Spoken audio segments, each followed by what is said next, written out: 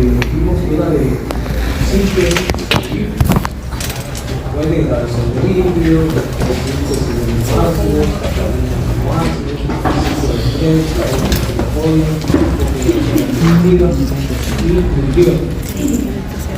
y esto que estamos viendo ahora es AN va a ser para la prueba del próximo martes.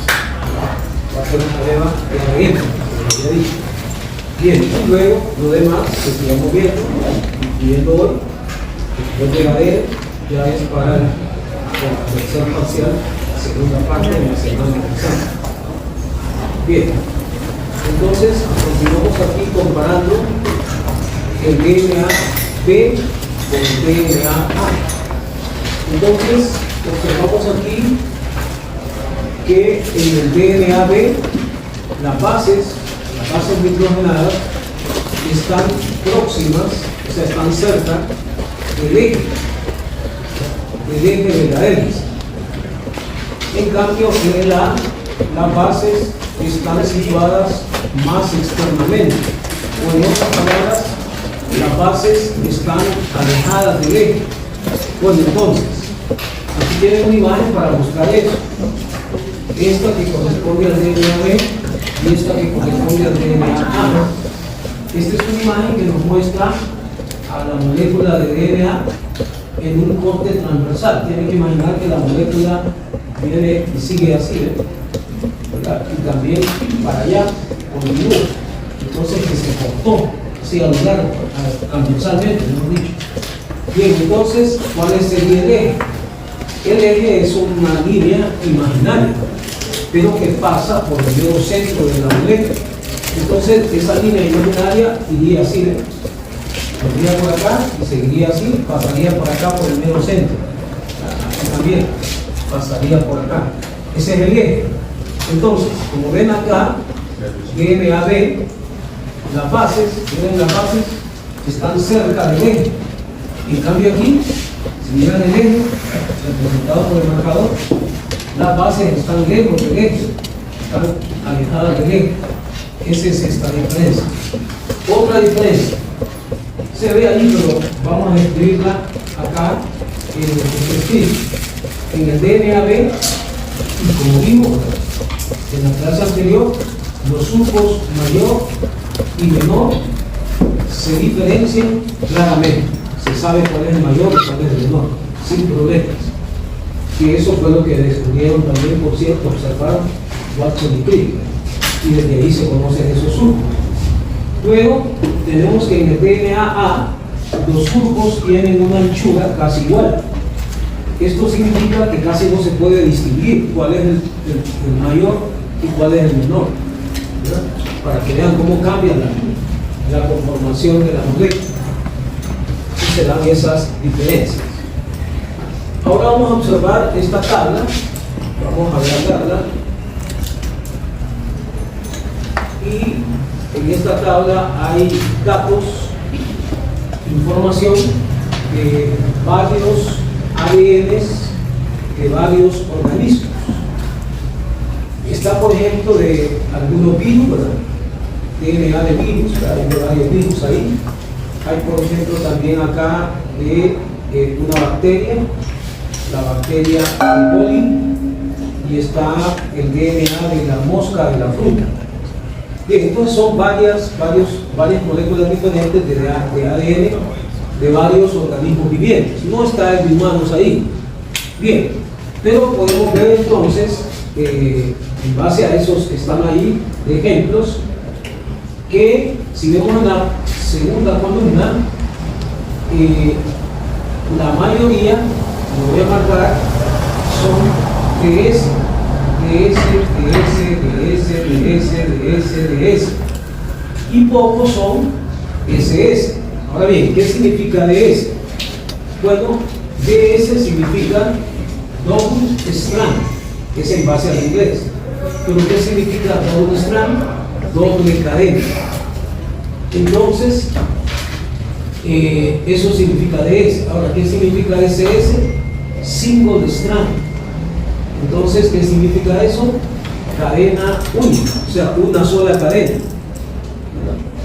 Entonces están viendo que la gran mayoría de moléculas de DNA que existen, ¿verdad?, en los distintos organismos vivientes son de doble cadena, DNA-DS.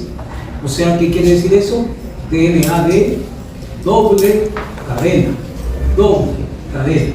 Bien, entonces, les agrego que el DNA de humanos, el nuestro, también es de S, también es de doble cadena, como ya saben, ¿verdad? Porque ya me habían dicho ustedes que es una doble hélice. Bien, de manera similar vemos ahora otro dato y vemos que la gran mayoría de moléculas de DNA que muestra esta tabla son ¿cómo? Son circulares, circular, circular, circular, circular, circular, y ya me cansé de circular. Bien, ok, entonces la gran mayoría son circulares, pero pocos son lineales, lineal, lineal, lineal. Bien, entonces la gran mayoría de moléculas de DNA son circulares. Por ejemplo, las de las bacterias, que hay infinidad de tipos diferentes de bacterias, son circulares. Ahora bien, el de humanos es lineal. El ADN de humanos es lineal. Es como la minoría. Bien, esto pues ya lo vemos.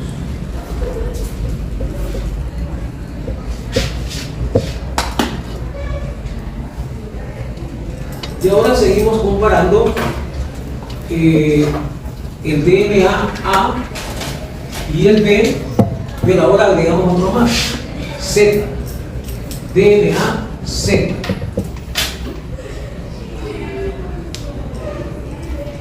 Entonces, vemos aquí primero que la dirección, eso quiere decir esto que está acá en inglés, la dirección de la rotación de la hélice, en el caso de la forma A, es right, o sea, es hacia la derecha. En la forma B, también, ya habíamos visto en la clase anterior, que también es hacia la derecha. Pero vean el DNA Z, en ese caso la rotación es hacia la izquierda, ¿verdad?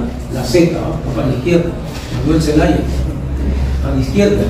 Bien, entonces, left, ¿verdad? A la izquierda, coincide, ¿verdad? Bien, ahora, el número de residuos por vuelta, turn, significa vuelta, o sea, cuántos pares de bases hay en una vuelta. Bueno, ya habíamos visto, ¿verdad?, que para el DNA B son 10, para el DNA A son 11, ya lo habíamos visto.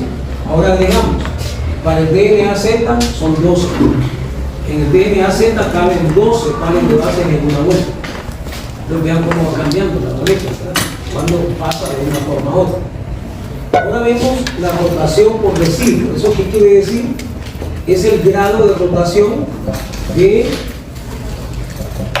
la molécula cuando pasa de un par de bases a otro par de bases. Entonces, por ejemplo, si esto fuera un par de bases, entonces digamos que estuviera así, una base enfrente de la otra, una de una cadena a otra de otra cadena, pero la que va a seguir más abajo, suponiendo que vamos por abajo, entonces ya no puede estar así, sino que como hay una rotación, entonces tiene que estar, por ejemplo, así. La que sigue ya no va a estar así, sino que ya va a estar así. ¿Por qué? Porque va rotando la molécula. Entonces, ¿cuántos grados hay de rotación entre un par de bases y el siguiente par de bases? En el caso del DNA B son 36 grados y lo midieron Watson y Crick, con poca tecnología. Entonces eso es en el DNA B. Este dato y todos los datos se los tienen que aprender porque son del DNA B, que es el más frecuente y es el estándar, es el patrón con el cual hay que comparar. Ahora bien, en el DNA A es 33 grados, no se tiene que aprender ese dato, pero sí tiene que aprenderse que es menos la rotación, ¿verdad? El grado de rotación es menor, ¿verdad?, menos de el DNA B. Y en el DNA Z ven que es 30 grados, entonces es menos de 36. Entonces no se aprendan que es 30 grados, pero sí aprendanse que en el DNA Z el grado de rotación es menor entre un par de bases y el que sigue. Bien, ahora vamos con lo que mide o la distancia que hay entre un par de bases y otro par de bases, que ya lo habíamos visto para el DNA-B, que habíamos dicho que es de 0.34 nanómetros y que lo midieron Watson y Crick. Bien, entonces este es el dato para el DNA-B, que se lo tienen que saber. Ahora, para el DNA-A son 0.255 nanómetros. No se tienen que aprender el número, pero sí tienen que aprenderse que la distancia entre un par de bases y el otro que sigue es menor. O sea que los pares de bases están más cerca unos de otros. Comparado con el beta, que es con quien hay que comparar siempre. En el DNA-Z, la distancia es de 0.37 nanómetros. No se aprende el número, pero sí se aprenden que es más de 0.34, que es el caso del beta.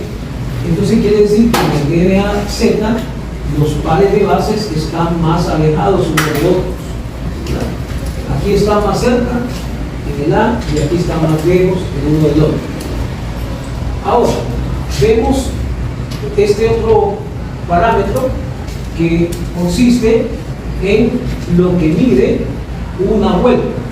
Ya habíamos visto que en el DNA-B, como caben 10 pares de bases y están separadas por 0.34 nanómetros unas de otras, se multiplica 10 por 0.34 y nos da la distancia completa por la longitud que tiene una vuelta de la doble hélice, y es de 3.4 nanómetros, dato que tienen que aprenderse. Pero vemos que en el A es 2.8 nanómetros, es menos. Entonces tienen que saber que una vuelta en el DNA mide menos que en el DNA-B. Y al revés es con la Z, porque la longitud en este caso es de 4.5 nanómetros por vuelta. Entonces quiere decir que aquí la vuelta en el DNA-Z tiene más longitud, mide más, ¿verdad?, que en el DNA-B, que es el patrón con el que se compara. Esto que sigue no lo vamos a ver, es algo que se refiere al DNA circular, pero más eso es, por ejemplo, en bacterias, y tal vez en otros organismos, pero no en humanos. Ahora, sí, en esta diapositiva que vemos, que sigue, se habla de algo que son los topoisómeros.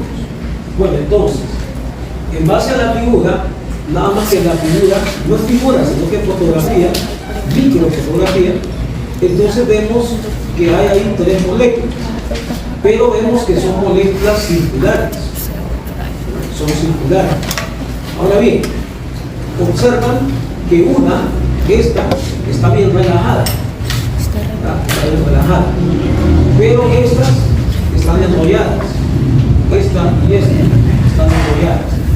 Bueno, entonces lo que les quiero decir con esto, aprovechando esta figura, aunque no es de humanos, pero que también sucede en el DNA de humanos, aunque el DNA de humanos es lineal, no circular, es que el DNA se encuentra normalmente, ¿verdad?, basalmente, súper enrollado. No es que esté enrollado, sino que está tan enrollado, ¿verdad?, que se dice que hay un súper enrollamiento, ¿verdad?, porque se enrolla una vez, después se vuelve a enrollar otra vez, después se vuelve a enrollar otra vez, y después otra vez, y así es un rollo. Entonces está súper enrollado, súper enrollado. El DNA humano también, aunque no es circular. Bien, pues entonces, como el DNA puede también irse desenrollando, entonces el grado, por decir así, el grado de enrollamiento puede ir cambiando de mayor grado a menor grado. Bien, entonces, por eso podemos tener que una molécula de DNA puede pasar de una forma más enrollada a otra menos enrollada. Y esa menos enrollada puede pasar después a otra menos enrollada todavía. Entonces hay distintos grados de enrollamiento. Pero cuando tenemos moléculas de DNA con distinto grado de enrollamiento, como estas, se ven acá, estas tres, entonces se dice que una de las otras son topoisómeros, ¿verdad? Son isómeros y se llaman topoisómeros, ¿verdad? Son moléculas de DNA con distinto grado de enrollamiento, ¿verdad? La misma molécula, pero que puede cambiar su grado de enrollamiento. Entonces, cuando cambia su grado de enrollamiento en relación a como estaba antes, va a ser un isómero, pero se va a llamar topoisómero.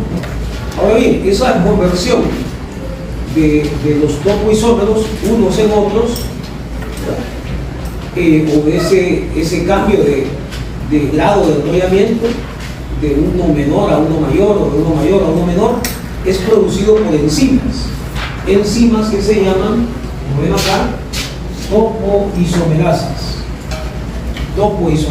que son enzimas que van a hacer esos cambios de enrollamiento, o mejor dicho, de superenrollamiento. Ok, seguimos. Ahora vemos acá una lista de estructuras secundarias del DNA que son poco habituales. Resulta que el DNA B, ya hemos dicho que es el más frecuente, de hecho es el estándar, es el patrón con quien hay que comparar todo, hay que comparar las demás formas con esa. El DNA A también es relativamente frecuente, pero menos que el B. Bien, pero entonces DNA B y DNA A son las formas frecuentes, aunque la B es la mucho más frecuente. Pero ya la Z, que ya habíamos hablado de ella, ya entra, como ven ahí, en la lista de los poco frecuentes, poco habituales. Pero veamos la lista porque abarca otros. Entonces comenzamos con el DNA Z, que también se le llama DNA a izquierdas. ¿Por qué? Porque la doble N se rota hacia la izquierda en vez de hacia la derecha, y es como rota en el DNA A y en el DNA B. Luego tenemos las horquillas, tenemos también las cruces que se relacionan con las horquillas, tenemos el DNA de triples hélices, que también se conoce como DNA H, y tenemos el DNA de 4 hélices. Entonces vamos a ver un poco acerca de cada una de esas estructuras secundarias del DNA. En la forma Z ya habíamos hablado de algunas cosas se repiten, otras son nuevas y otras no las vamos a ver. Entonces solo voy resaltando lo que vamos viendo. Entonces la rotación de la hélice es hacia la izquierda, ya lo habíamos visto. Ahora esto no es la explicación de por qué rota hacia la izquierda. Luego vemos que la columna del DNA toma una apariencia en el DNA Z de zigzag. Bueno, entonces eso sí lo vemos acá en la figura. Este es el DNA B y este es el Z. Esto que está aquí, como una línea negra, es la columna. Entonces, o representa la columna. Entonces, vean cómo va la columna, ¿verdad? Va así, ¿no? ¿Qué es eso? Zigzag. Ahora, otra cosa es que los segmentos CG, es decir, cuando hay segmentos de DNA, ¿verdad?, de las cadenas de DNA que tienen ese orden de las bases, o sea, también de los nucleótidos, que después de una C va a una G, después va a otra C y luego otra G y así. Esos son los segmentos que con mayor probabilidad adoptan la configuración Z. Entonces, cuando están esos segmentos así ordenados de esa manera, las bases, en ellos, esos con más probabilidad van a adoptar la forma Z del DNA. Luego, esto ya lo habíamos visto, ¿verdad?, que en una vuelta, ¿verdad?, hay 12 pares de bases en el DNA Z. Otra cosa es que la estructura es más estilizada y elongada comparada con la B. Y el surco mayor apenas aparece, y en cambio el surco menor es estrecho, pero es también profundo. Entonces son cambios que se dan también en el DNA C, comparado con el B. Ahora vamos con las horquillas. Bueno, las horquillas se pueden dar para el DNA DS, de doble cadena, como el humano, pero también se puede dar para el DNA SS, de una sola cadena. En esta figura que tenemos acá, hay una horquilla y este DNA es de una sola cadena. Nada más que vean que esta cadena es una sola, pero miren cómo se dobla. Se dobla de esta manera, de manera que parece esta parte como que fuera una doble cadena. Pero en realidad es una parte de la cadena que está enfrente de otra parte de la misma cadena. Pero igual que cuando es una doble cadena, la configuración, ¿verdad? Esa parte. Pero ven que en otra parte, ¿verdad? Esta parte, las dos cadenas están separadas. No las dos cadenas, sino que las dos partes de la misma cadena están separadas. Entonces aquí están juntas, ¿verdad? Y aquí están separadas. Entonces, esta figura que está acá, que es cuando se ve una parte unida, las dos partes de las dos cadenas y otra parte separadas, esta figura que está acá, es lo que se llama una horquilla. Entonces, una horquilla viene siendo algo así. Si aquí tenemos dos cadenas de DNA, ya con el humano, es de doble cadena, ¿verdad? Entonces, aquí tenemos las dos cadenas que están una al lado de la otra, que digamos que están unidas. Bien, pero si se separan, ¿verdad? Se separan, entonces esta figura que estoy poniendo así, eso es una horquilla. Entonces es la horquilla, ¿verdad? Cuando se adopta esta figura. Dos cadenas van juntas, pero luego se separan, forman una horquilla, una figura de una horquilla. Esa es la configuración en horquilla. Bien, solo que mejor lo vemos eso después, más adelante. Voy a dejarlo por ahí, otra cosa que se visualiza. Lo que quería era que vean cómo es una horquilla, cómo es la figura de una horquilla. Eso es lo que se llama el DNA en forma de horquilla. Ahora vamos con las cruces,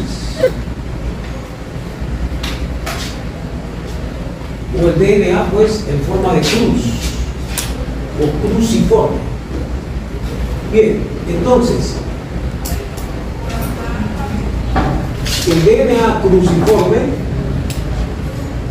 implica secuencias de DNA que forman horquillas, pero horquillas dobles.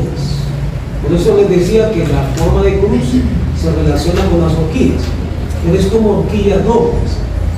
Además, para que se pueda formar el DNA en forma de cruz, se necesita que haya una secuencia palindrómica, o sea, un palíndromo. Ahora, ¿qué es eso de un palíndromo o una secuencia palindrómica? Bueno, es un segmento en el que la secuencia, el orden, ¿verdad?, de una cadena, de los orden de los nucleótidos o de las bases, leída de derecha a izquierda, es la misma en la otra cadena complementaria que está enfrente, pero en ese caso leída de izquierda a derecha. Entonces, en una cadena, son dos cadenas, ¿no? Esto es para el DNA de doble cadena como el humano. Entonces, hay dos cadenas. Entonces, cuando en una cadena, en una parte, se lee de derecha a izquierda lo mismo que se lee de izquierda a derecha en la otra que está enfrente, decimos que esa parte, ese segmento, es una secuencia palindrómica, o es un palíndromo. Bien, eso se necesita para que el DNA pueda adoptar la forma de cruz, o DNA cruciforme. Entonces, se trata de una serie de repeticiones invertidas. Podemos verlo en esto que representa a una molécula de DNA de doble cadena. Claro que es muy corto para la realidad, ¿no? Pero solo es para ilustrar. Entonces, aquí se ve una cadena y aquí está la otra cadena enfrente. Lo que está sombreado de color es el palíndromo. Porque vean ustedes que si leemos acá, de aquí, ¿verdad? En este caso, según como están ustedes, de izquierda para derecha, y vamos leyendo en la otra al revés, de derecha para izquierda, entonces leemos lo mismo. Aquí se comienza con la G, aquí también. Aquí seguimos con la A, aquí sigue la A, aquí sigue la G, aquí sigue la G, aquí sigue la T, aquí sigue la T, se va leyendo lo mismo, ¿verdad? Pero leyendo al revés, en dirección contraria. Entonces esto es un palíndromo. Entonces esto es lo que adopta, como ven acá, esta configuración, ¿verdad? Se convierte en esta forma y ven que tiene una forma de cruz. Es increíble, pero hasta ahí Jesucristo nos recuerda la cruz el día murió. Hasta ahí, hasta con el ADN, como se propuesta. Bien, eso existe, ¿no? Es la realidad. Se adopta el ADN una forma de cruz. La cruz en que murió Jesucristo por nosotros. Bien, ok, ahora pasamos a las triples hélices. Ya cuando hay triple hélice, hablamos de DNA-H.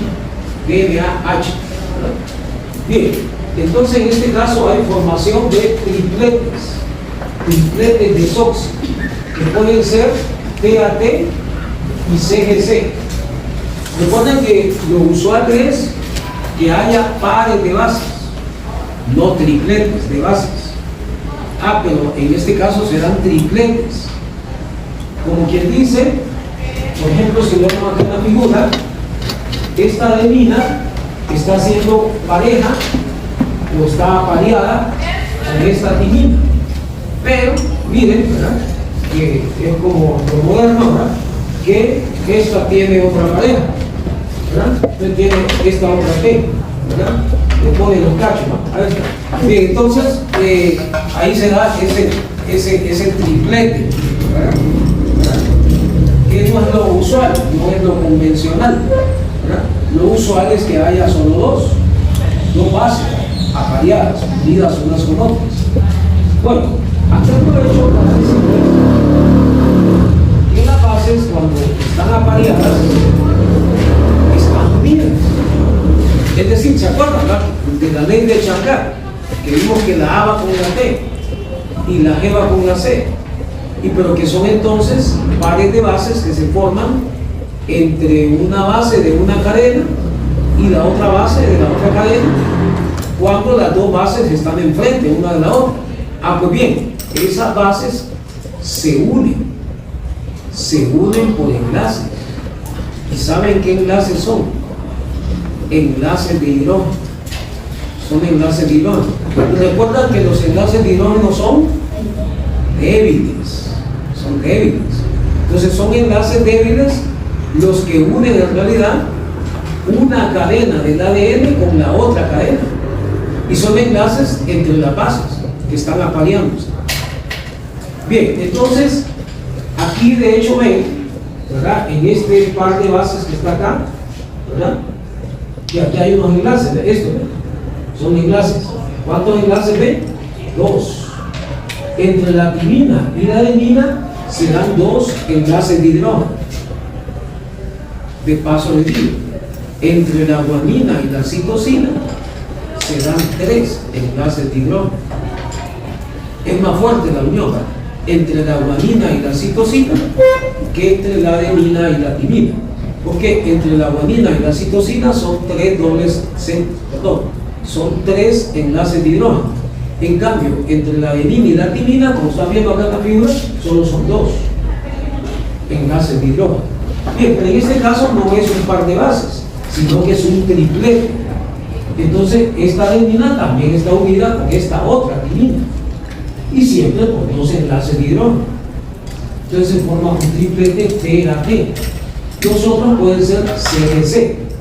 Eso es para que se dé el DNA-H, o eso es cuando se da el DNA-H. Ahora bien, este apareamiento, digamos que este es el normal, ¿verdad?, el convencional, que la A va con la T o la T va con la A, de acuerdo a la ley de Changar. Bueno, este apareamiento se conoce, el apareamiento convencional se conoce como apareamiento de Watson y Crick, que fue descrito por Watson y Crick, aunque ya establecido como ley fue por Changar, quién iba con quién, qué base con qué base. Bien, entonces, ¿y qué bases no podían aparearse? Ahora bien, como hay otro apareamiento, en este caso, esta adenina se aparea con esta otra timina, este otro apareamiento no es convencional, es no convencional. Y entonces se conoce como apareamiento de Kumstin. ¿Está bien? Apareamiento de Kumstin. ¿Por qué? Porque Kumstin fue el que descubrió eso. Él descubrió esos tripletes y el DNA-H. Él lo descubrió.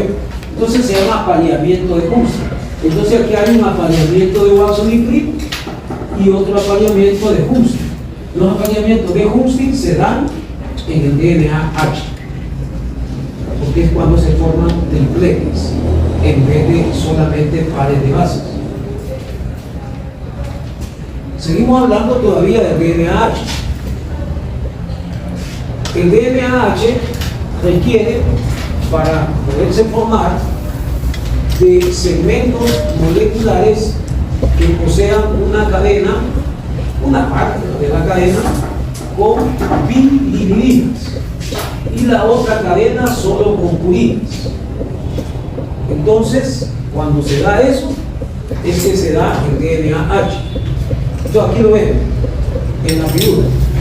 Entonces tenemos que aquí observamos una cadena, esta azul, esta parte azul, la parte verde ya no, pero esta parte es un segmento, ¿verdad?, donde solamente hay purinas, ¿verdad?, como ven, A y G, adenina y guanina, que son purinas.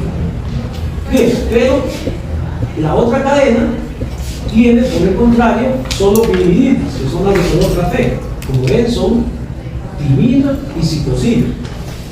Ya saben que esas son de piridina. Entonces cuando están todos así, dos partes de cadenas, una enfrente de la otra, y una solo tiene purinas y la otra solo tiene piridinas, se da la triple hélice. Así ven, ya se da la triple hélice. Aquí se ve la triple hélice. Bien, y eso es lo que es el DNA-H. Esta forma de DNA es inestable y fácilmente se pierde el apareamiento de base. Fácilmente se pierde, entonces no dura mucho tiempo, pero sí se da. Por eso es poco frecuente, porque es inestable, no permanece mucho formada. Y luego solo una figura, ¿verdad?, para mostrar las cuatro hélices. Aquí lo ven, por ejemplo en esta, donde aparecen las bases, ¿verdad? Entonces ven que está que esta se aparea con esta, pero a la vez se aparea con esta, y esta se aparea con otra, y esta se aparea con esta. Entonces es un tetraplex, como dicen ahí, como dice acá abajo, tetraplex. Estas son cuatro pares de bases, ¿verdad?, apareadas unas con otras, pero entonces será cuatro hélices. Ahora hablamos de lo que es la desnaturalización. La desnaturalización de los ácidos nucleicos, pero no vamos a hablar más del ADN. Bien, entonces, pero también puede suceder con el ARN. ¿A qué se refiere la desnaturalización del ADN o de los ácidos nucleicos? A la pérdida de la estructura secundaria en regiones grandes debido a cambios de pH y también debido a cambios de temperatura. Estos cambios son los que provocan la desnaturalización del ADN. Entonces va a cambiar la estructura secundaria en regiones grandes. Si hay un cambio en regiones pequeñas, no, eso no es desnaturalización. Aquí lo vemos gráficamente, lo que ocurre. Esto corresponde al DNA no desnaturalizado. ¿Cómo se le llama? Nativo. DNA nativo. Bien, aquí ven las dos cadenas, ¿verdad?, unidas unas con otras. Bien, pero aquí ven cuando ya se pasa al DNA desnaturalizado. Desnaturalizado. Y observen que las dos cadenas se separaron completamente una de la otra y se perdió la estructura secundaria. Bien, no se perdió la primaria, eso sí, el orden de las bases acá en cada cadena va a seguir igualito, no se pierde la estructura primaria. Bien, entonces aquí observamos otra cosa, cómo se puede producir la desnaturalización, por ejemplo, en un laboratorio, por medio de calor. Calentando la muestra, se puede desnaturalizar. Pero en esos casos, cuando es un laboratorio, a veces se quiere desnaturalizar el ADN para cierto propósito, pero luego se quiere volver al estado nativo, que haya una renaturalización. Entonces, ¿cómo se logra eso? Bueno, primero se calienta, se desnaturaliza. Cuando ya se quiere que vuelva al estado nativo, se hace esto. Cool slow, quiere decir que se enfría lentamente. Si se enfría lentamente, vuelve otra vez al estado nativo. Eso es en un laboratorio. Claro, dentro del organismo, si hay un cambio de pH, un cambio de temperatura, puede hacer que el DNA se desnaturalice. Y puede ser que sea reversible, pero puede ser que no. Puede ser que se quede desnaturalizado el ADN y eso ya lo va a alterar. Cuando hay fiebre, por ejemplo, cuando hay acidosis, cuando hay alcalosis, cambios de pH anormales, se puede producir eso. Y aquí vemos dos curvas, una de color rojo y una de color azul, ¿verdad? Bien, no sabemos cuál de las dos va a ganar. O si va a ganar la otra, aunque la otra también tiene el rojo. Bien, o sea, lo que es el Partido Liberal, el Partido Cachureco, ¿verdad? O también Libre, ¿verdad? Pero bien. Entonces, aquí gana la roja, ¿verdad? Yo no sé, ¿verdad? Si estamos haciendo así como algo de profecía, algo así. Bien, pero bien, aquí gana la roja, según parece. Bien, entonces, miremos, ¿a qué se refiere eso? Bueno, primero tenemos que ver qué va en el eje de la Y, ¿verdad? Para analizar este tipo de gráficos, que ya hemos analizado antes. Lo que va es la absorbancia. ¿La absorbancia de qué? La absorbancia de luz ultravioleta. ¿Se acuerdan que les dije que los nucleótidos absorben luz ultravioleta? Es una de las características que tienen. ¿Y qué tiene el ADN? Nucleótidos. Entonces él absorbe luz ultravioleta. Bien, ahora, aquí aparece en el eje de las X distintas longitudes de onda en nanómetros de la luz ultravioleta. Entonces, observan acá dos curvas, una que es para el DNA nativo, la azul, y la otra es para el DNA desnaturalizado, rojo. Bien, entonces, observamos ahí cómo cada molécula de DNA absorbe la luz ultravioleta de las distintas longitudes de onda.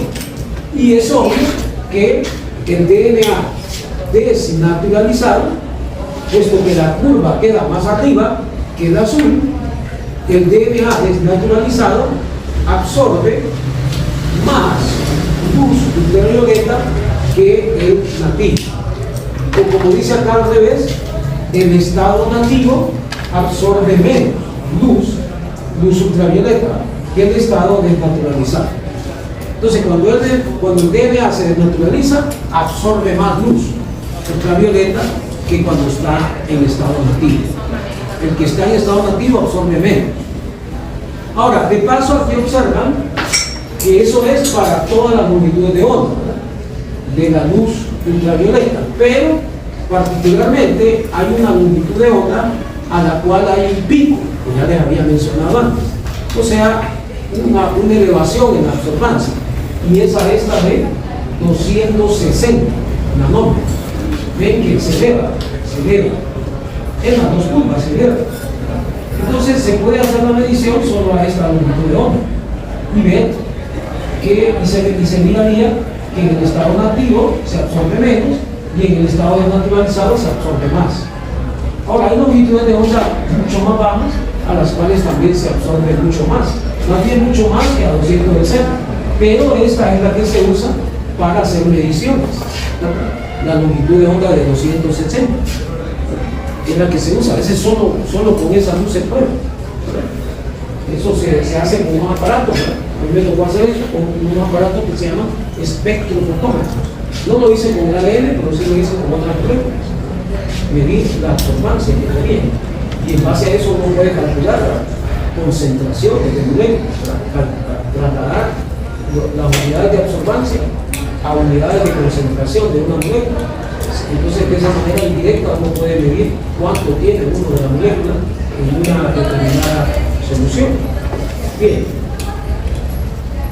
aquí vemos que a la desnaturalización también se le puede llamar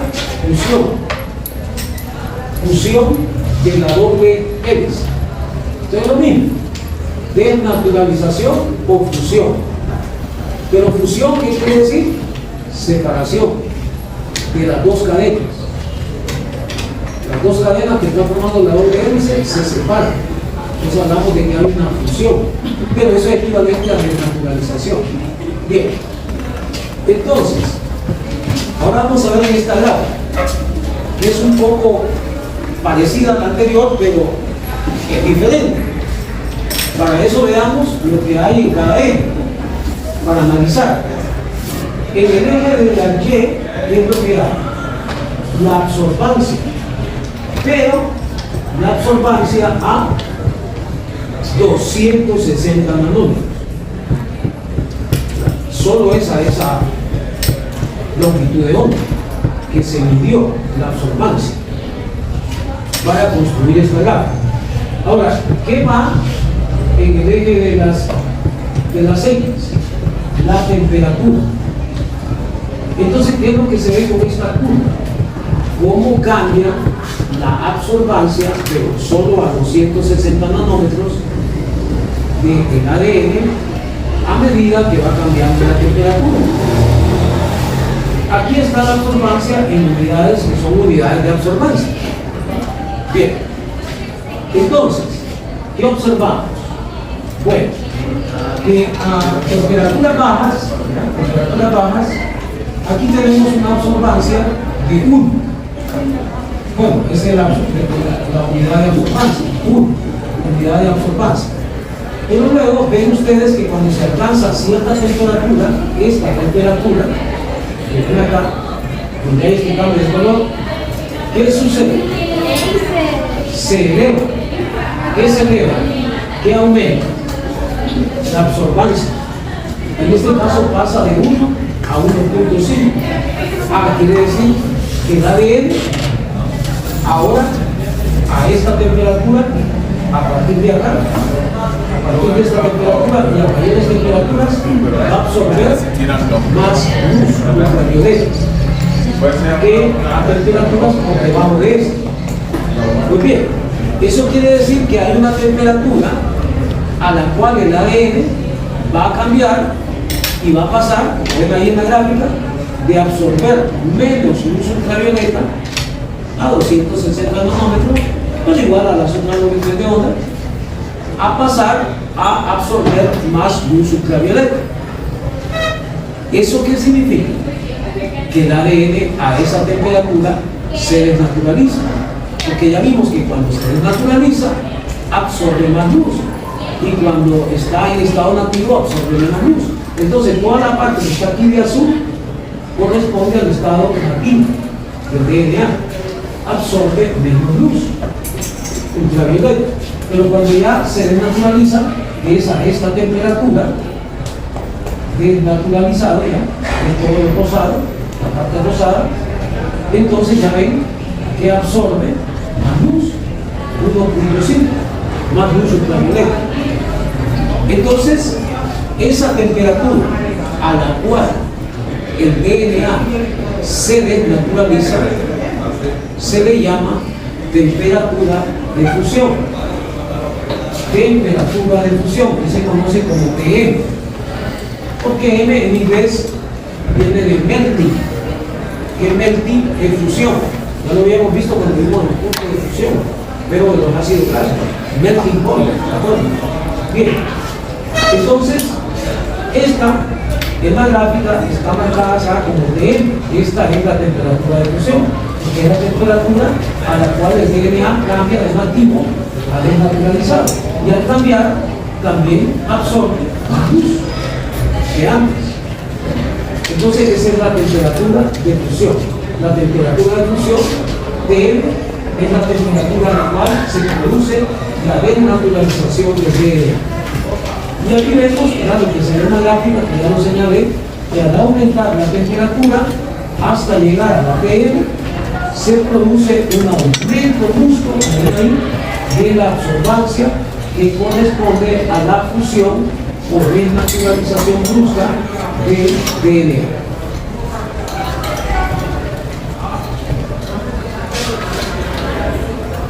Y aquí vemos que las transformaciones químicas que sufre el ADN son lentas en ausencia de enzimas. O sea, hay enzimas que pueden transformar el ADN, pero sin enzimas, sin participación de enzimas, el ADN puede tener transformaciones a lo largo del tiempo, en la persona o en el mundo viviente, pero son muy lentas. Y qué bueno, porque es bueno que el ADN no cambie, que se mantenga estable. Bien, el almacenamiento a largo plazo de la información sin alteración es muy importante en la célula. Y recuerden que en el ADN se guarda la información genética. Entonces es importante que esa información no se altere.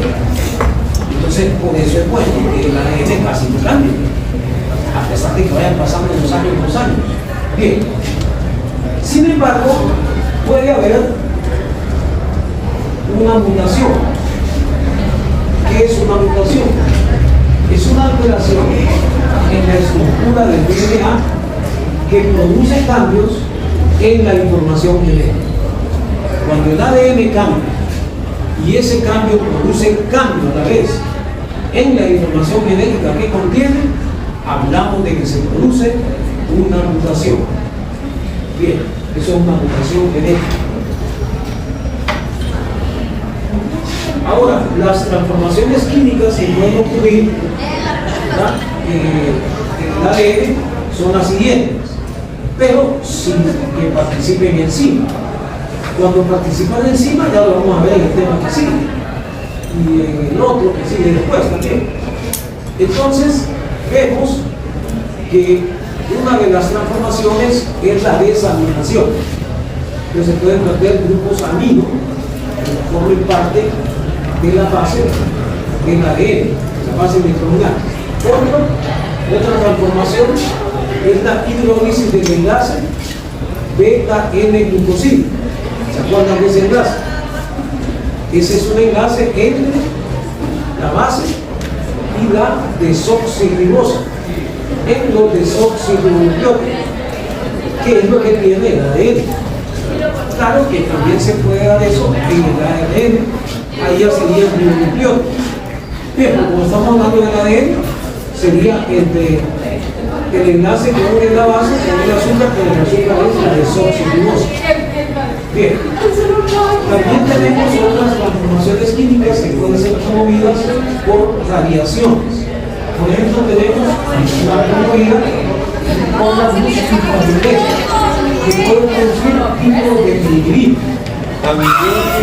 Eso se refiere a que dos bases de biligrina se pueden unir una con la otra, pero no son una que está en una cadena en otra que está en la otra cadena, no, de la misma cadena se une una base con otra y se forma un químico.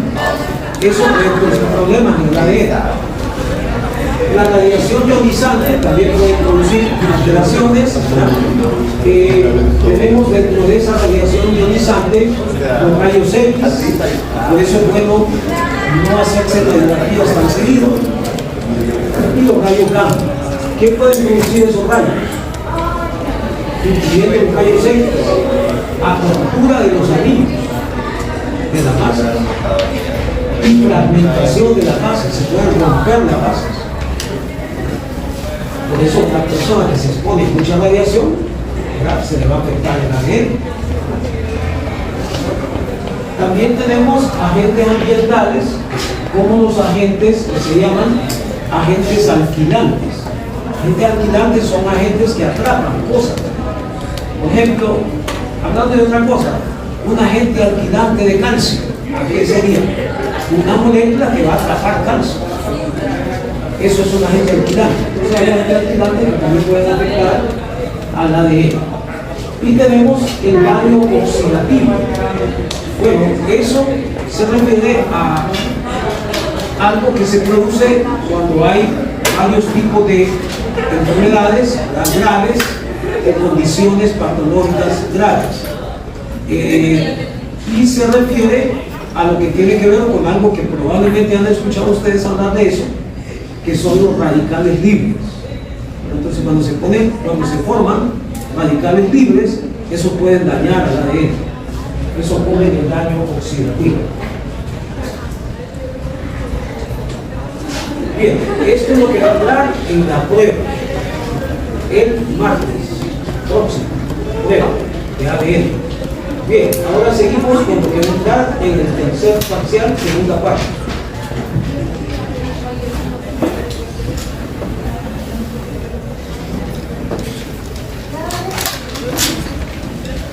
Y entramos ahora al tema de replicación del DNA. Y comenzamos hablando del dogma central de la biología molecular, que dice lo siguiente. No está escrito ahí, pero yo se lo doy, lo que les doy en clase también entra, ya saben. Bien, dogma central de la biología molecular. ¿Qué dice el dogma central de la biología molecular?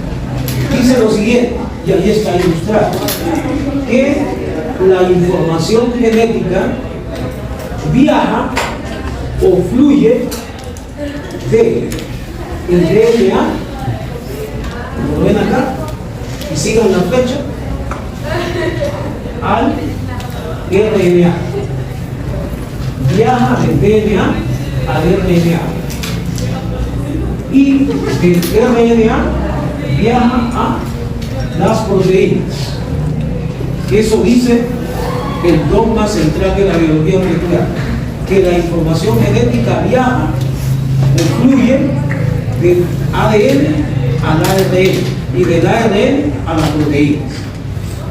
Eso es el dogma central de la biología molecular. Ahora, aprovechando acá la ilustración, también vamos a ver tres conceptos que son muy importantes.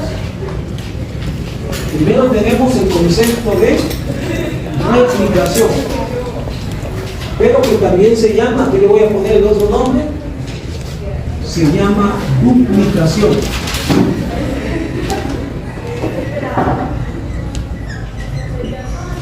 ¿En qué consiste? Bueno, pues aquí lo ven ilustrado. Ven, en base a esta flecha curva, que parte del ADN y termina en el mismo ADN. Entonces, ¿qué implica la replicación? ¿O en qué consiste? O duplicación. En que se va a sintetizar ADN a partir de ADN. Eso es la replicación. La síntesis de ADN a partir de ADN. Eso se llama replicación o duplicación. Síntesis de ADN a partir de ADN. Bueno, y de hecho ese es el tema que vamos a ver, ¿verdad? Pero estamos viendo ahorita esto como una introducción. Ahora vamos al segundo, transcripción. Bueno, la transcripción no tiene otra definición, no tiene otro nombre, Entonces, ¿qué es? Vean la flecha. Es la síntesis de RNA. a partir de DNA. La síntesis de RNA a partir de DNA. Eso es la transcripción. Bien, vamos al tercero, traducción. Este sí tiene otro nombre, y lo voy a poner. Se llama también traslación. ¿En qué consiste la traducción o la traslación? Como ven, la fecha, como nos indica, es la síntesis de ¿qué? De proteína. ¿A partir de qué? A partir de RNA. Bien. Más adelante vamos a ver detalles de eso. Por eso ahorita solo lo dejo así como un concepto, así muy resumido. Y todavía también les voy a resumir dos de ellos, más todavía. Podemos decir que la transcripción es la síntesis de RNA, y podemos decir que la traducción o la traslación es la síntesis de proteína, todavía más resumido. Bien.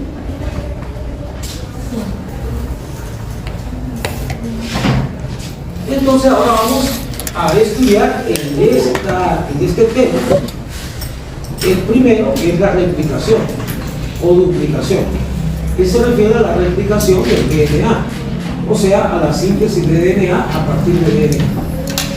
Entonces aquí lo vemos de nuevo, la replicación del DNA, que es la síntesis de DNA a partir de DNA. Eso es la replicación. El concepto es bastante sencillo, concepto. Pero cómo sucede es súper complejo. Bien, entonces vamos a ver primero varias características de la replicación del DNA, y algunas de ellas las vamos a ir explicando posteriormente. Bien, entonces vemos características de la replicación del DNA. Es un aspecto esencial en la reproducción celular y viral. Bueno, ¿eso qué significa en una forma más práctica? Significa que una célula,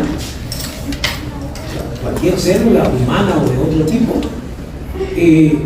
no se puede dividir y multiplicar, no va a poder generar más células si antes no reproduce su ADN. Si no hay replicación del ADN, no va a haber división de la célula. Es algo esencial, es algo necesario para que una célula se pueda multiplicar, se pueda dividir, que antes se reproduzca el ADN, que eso sucede mediante la replicación. Pero también los virus. Bueno, aunque los virus, algunos de ellos tienen ADN. Por ejemplo, el del COVID tiene ADN. Por ejemplo, el del SIDA tiene otro, tiene el ARN. Entonces hay virus que tienen ADN y hay virus que tienen ARN. Bien, entonces, pero en todo caso es necesario que se reproduzca el ácido nucleico que tienen los virus, que puede ser el ADN, para que los virus se puedan multiplicar. También para que se multipliquen los virus, para que produzca una infección en una persona, necesita multiplicar su ácido nucleico, que puede ser el ADN, si son de ADN, o el ARN, si son virus que tienen el ADN. Bien, vamos con la segunda característica. Es conceptualmente sencilla, pero compleja en su mecánica.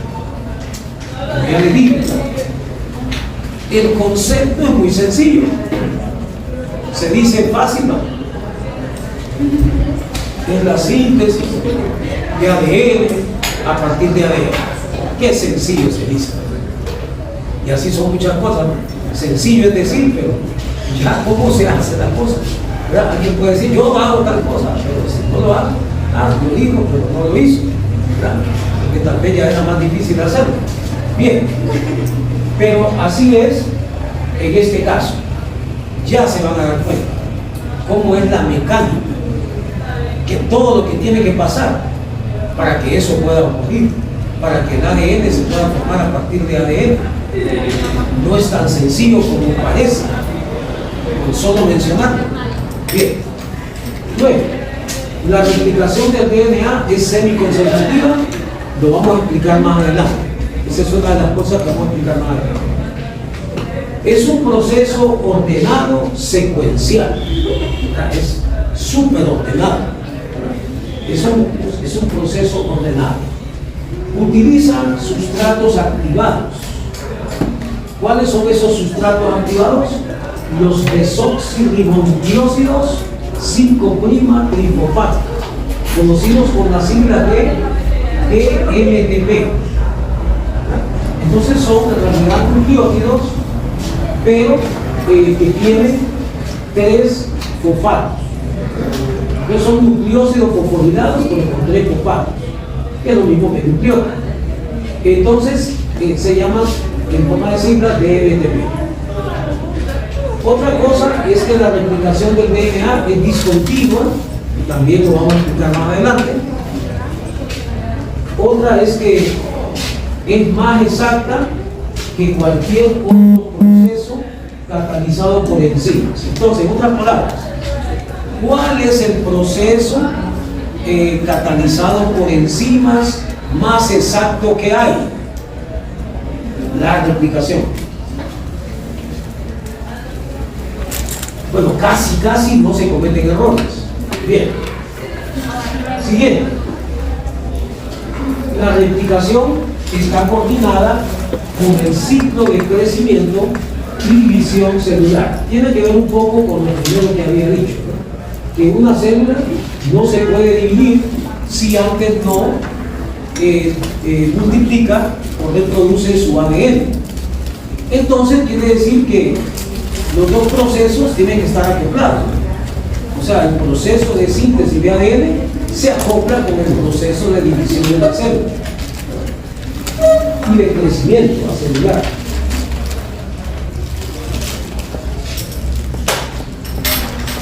Ya habíamos dicho, ¿verdad?, que la replicación también se conoce como duplicación. Y vamos a ver rápido en la figura nada más por qué decimos eso. Bueno, entonces vean, aquí tiene una molécula de DNA a partir de la cual se va a producir la replicación. Como quien dice, esta es una molécula de DNA vieja, o sea que ya está, pero ahora se va a producir más. Entonces vean cómo es, que aquí ya tenemos 2 a partir de 1. Por eso es duplicación, de 1 a 2, duplicación. Bien, entonces lo que sucede en realidad es lo siguiente, que una cadena vieja, vamos a ponerle así, cadena vieja, sirve de molde, como ven acá, sirve de molde o de plantilla para que enfrente de ella se produzca una nueva, que sería esta llave de color rojo. Entonces, la amarilla es la vieja, ¿verdad? Y la roja es la nueva, pero la nueva se forma enfrente de la vieja. Igual sucede con la otra vieja. No estoy hablando de otra vieja, de otra mujer. Bien, entonces, sino que con la otra cadena vieja, esta también sirve de molde para que enfrente de ella se produzca otra cadena nueva. Entonces, así de una se forman 2. Entonces, ¿cómo se llama? Duplicación. A la replicación. Bien, de una surgen 2. Ahora veamos acá 3 modelos que hay para la replicación. Son como 3 tipos de replicación, que son modelos. Bien, entonces, tenemos la replicación. Vamos a alargar un poquito para que se puedan ver mejor las palabras. Está un poco chiquito. Esas palabras me están imitando. Bien. Ok, entonces, vemos que tenemos una replicación semiconservativa, pero hay otra que es conservativa y hay otra que es dispersiva. Son tres modelos de replicación. Bien, entonces, ¿qué sucede en la semiconservativa? Bueno, es lo que ya vimos antes, en la figura anterior. Porque vean, aquí tenemos una molécula de ADN. Vieja, digamos, ya está ahí, ¿verdad? Bien, entonces a partir de ella se van a originar dos: duplicación, replicación. Pero vean que estas dos están de color azul. Bien, ahora observamos que las dos moléculas que se formaron a partir de esta tienen una cadena azul y otra roja. La roja es nueva, se formó enfrente de cada una de las viejas, que eran las azules. Entonces las azules son viejas, ya estaban, eran parte de la molécula original, que sirvió para que a partir de ella se produjera la replicación o duplicación, y la roja es nueva, recién formadita. Bien, entonces ¿qué quiere decir? Que en este tipo de replicación se conserva la mitad, porque cada molécula nueva no es totalmente nueva, sino que tiene una mitad vieja. La mitad se conservó, la otra mitad es nueva, pero una mitad, una cadena, era una que ya estaba antes, entonces se conservó la mitad. Entonces semi, ¿qué significa? Semi no significa semita, aunque una semita ahorita con café no estaría bien, pero ¿qué significa semi? Medio, medio, medio.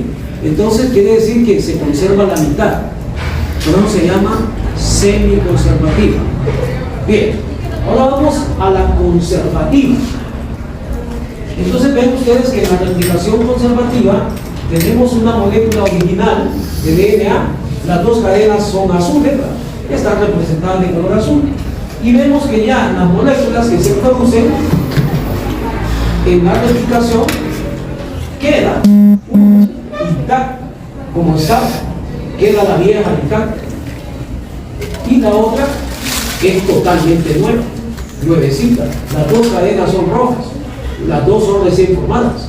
Entonces quiere decir que en este caso se conservó todo.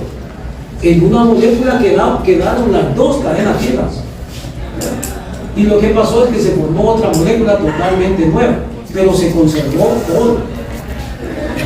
En una molécula quedó todo como estaba antes, se conservó todo. Entonces es conservativo. Ahora bien, vamos con la dispersiva. En la dispersiva, como ven, en las moléculas que se producen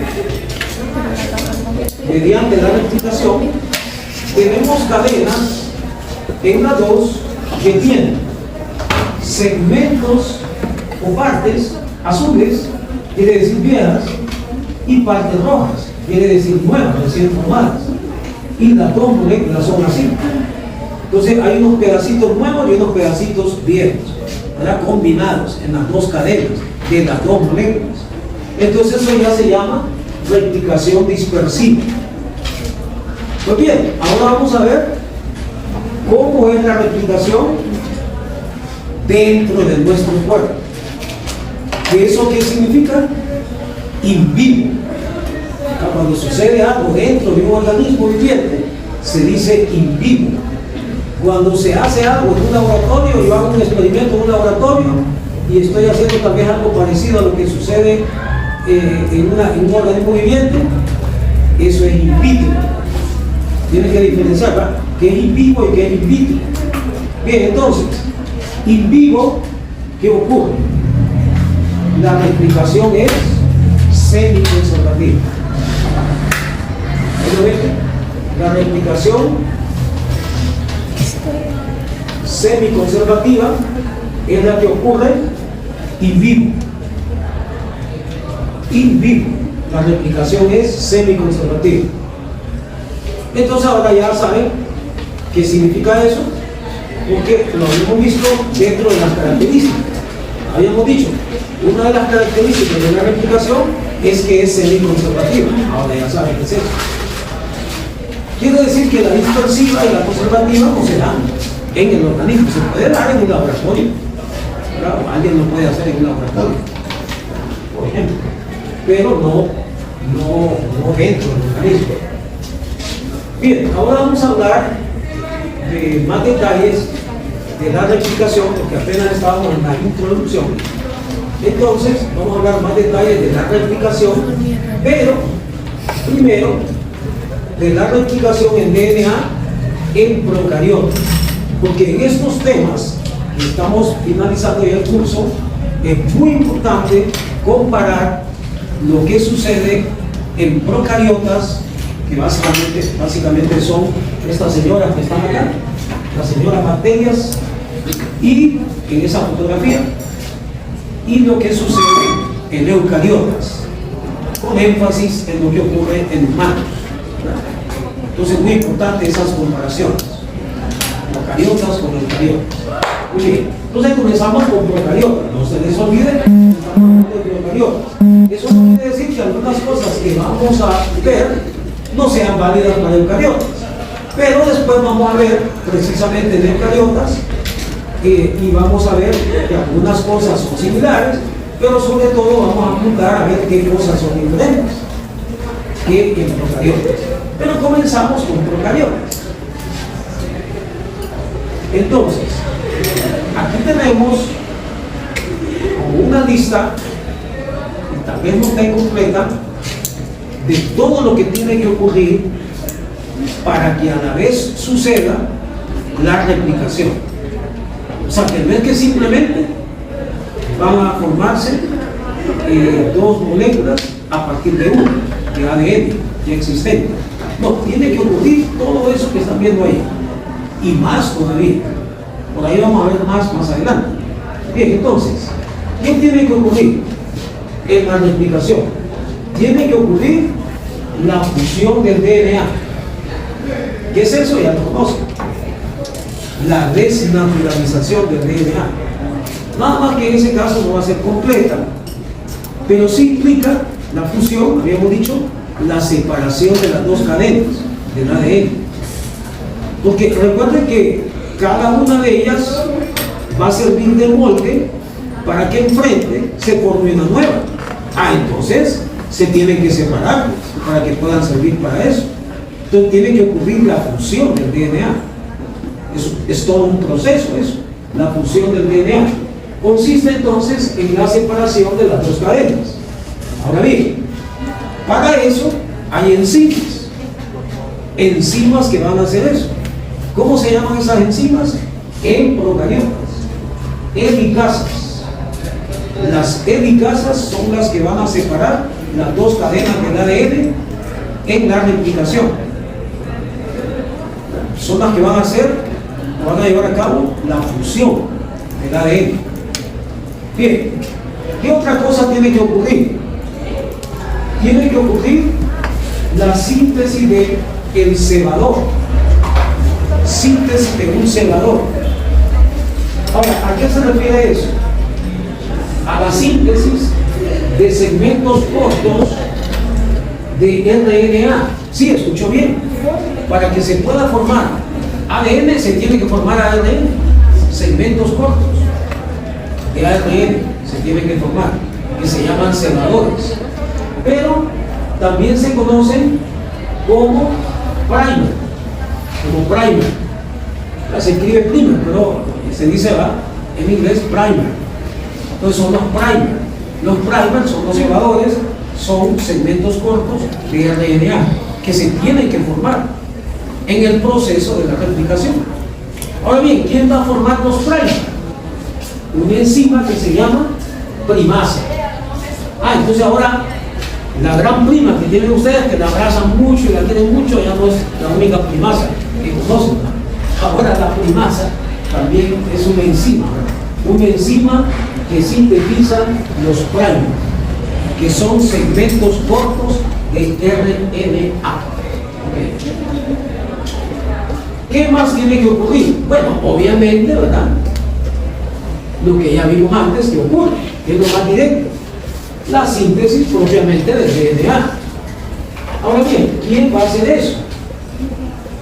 Enzimas que se llaman DNA polimerasas o ADN polimerasas.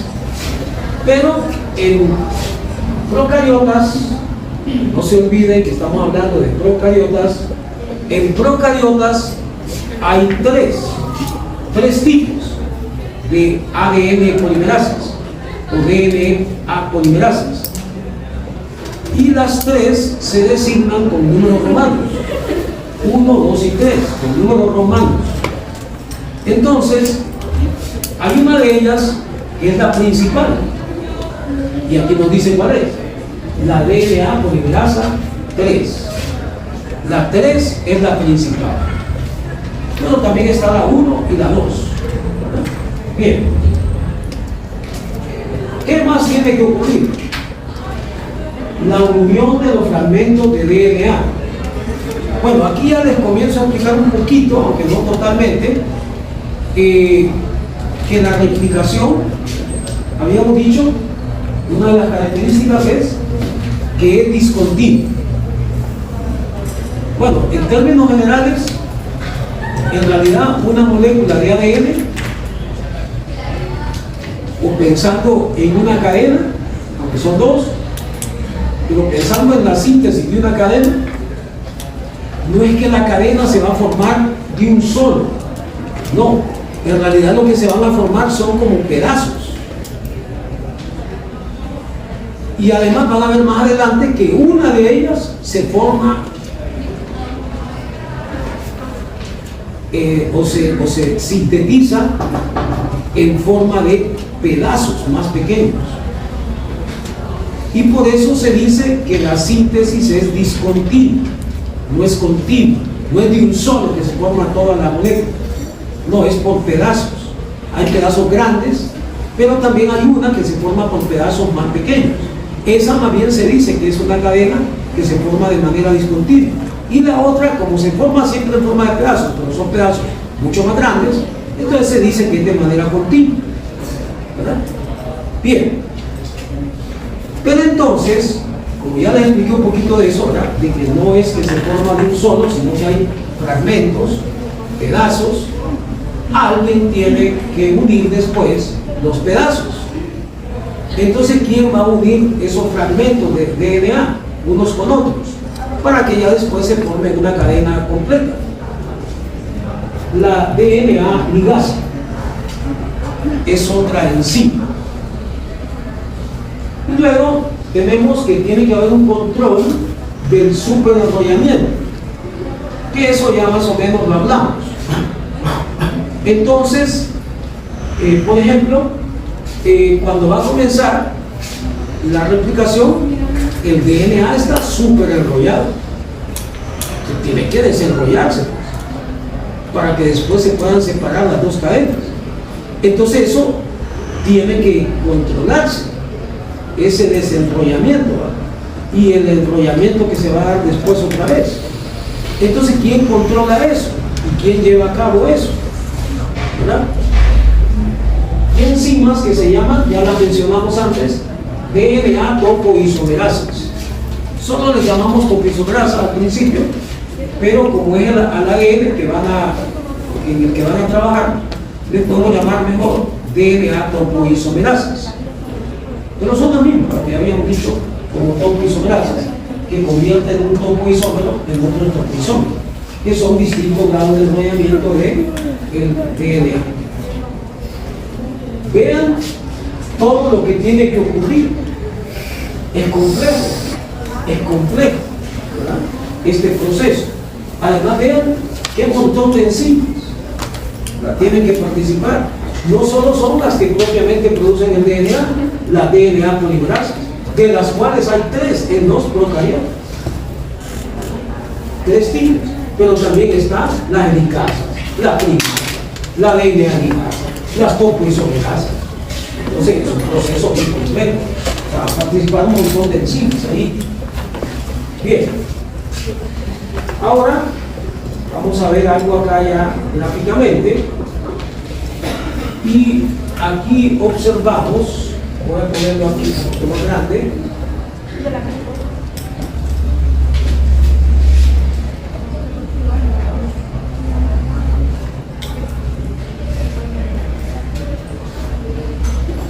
Observamos acá 2 cadenas viejas que son las rojas, ¿no? Bien, antes habíamos puesto cadenas viejas de color azul, ahora las ponemos de color rojo, para que estamos en política ahorita cerca de las elecciones, no darle preferencia a ninguno. Entonces ponerlo ahora cambiado. Bien, entonces ahora las rojas son las viejas y las azules, ¿verdad?, o casi como moradas, son las nuevas que aquí se están formando. Como ven, en cada cadena nueva se va a formar el frente de una vieja, porque la vieja entre comillas, va a servir de molde, va a servir de plantilla para que el frente se forme la nueva. Bien, ahora vemos que a las cadenas viejas se les puede llamar cadenas, extrañas cadenas parentales. Cadena parental. Esta cadena nueva se le puede llamar, esta palabra en inglés es hija, cadena hija. Entonces, porque como también, ¿verdad?, el término vieja suena muy despectivo, si yo le digo vieja, mira, a mi esposa, ¿verdad?, a pegar un golpe. Bien, entonces, no, esos son los inicios de todo. Como yo soy tan tranquilo, le dije, pegame en la otra, ¿verdad? Y entonces ella se tranquilizó y ya ahora ya nos llevamos súper bien. Bien, mira, así son los matrimonios, así comienzan a conocer. Bien, comienzan los encontronazos, sí, y ahí es donde viene la nación. Y con la ayuda de Dios todo sale bien. Pero bien, entonces, fíjense bien, como viejo suena muy despectivo y estas cadenas se me pueden enojar, ¿verdad?, entonces ya no le voy a llamar vieja. Ahora le vamos a llamar parentales. Son las cadenas parentales. Y a las nuevas van, para que van siempre allá, yo soy nueva. Entonces, les vamos a llamar hijas, cadenas hijas. Cambiamos el lenguaje, ¿verdad? Ahora hablamos de cadenas parentales y de cadenas hijas. Bien, otra cosa. ¿Qué figura se ve acá? ¿Qué figura se ve acá? ¿Y qué figura se ve aquí? Aquello que yo les dibujé cuando tenemos 2 cadenas que van juntas y de repente se separan. ¿Cómo se llama eso? Horquilla. Pues bien, estas son horquillas. Son horquillas que se tienen que formar durante la replicación. Son normales que se forman. Esas sí siempre se van a formar cuando haya replicación. Tienen que formarse. Y por eso se llaman, como está acá, horquillas, que en inglés es forks, de replicación. Son horquillas de replicación. Como ven, se forman a los 2 lados, porque las cadenas del ADN se van separando, comenzaron a separarse por acá y se van separando hacia los 2 lados. Entonces se van separando y se van formando las horquillas de replicación. En estas horquillas de replicación, como lo señalan estas flechas, van a moverse, van a seguirse moviendo, porque las 2 cadenas se van a seguir separando y en la medida que se vayan separando se va a ir avanzando la replicación. Y vamos a seguir avanzando en el curso. No, mañana no.